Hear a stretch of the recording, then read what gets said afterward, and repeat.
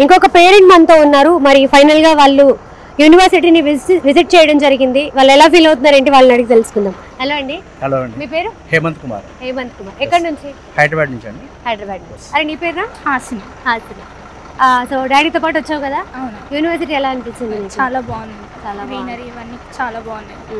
ఎలా తెలిసింది యూనివర్సిటీ గురించి? మేము ఆఫీస్కి వెళ్ళి కనుక్కున్నాం. Okay. So as a parent గా మీకు యూనివర్సిటీ మీద కొన్ని ఎక్స్పెక్టేషన్స్ ఉంటాయి.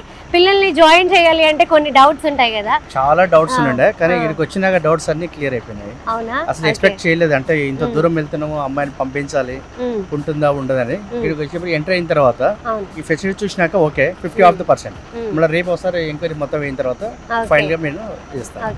ఇప్పటివరకు అయితే క్లియర్, ప్రాబ్లం లేదు. ఓకే, బట్ నార్మల్ గా హైదరాబాద్ లో ఎడ్యుకేషన్ ఇన్స్టిట్యూట్స్ చాలా ఉన్నాయి, మంచి మంచి ఉన్నాయన్న పేరు కూడా ఉంది.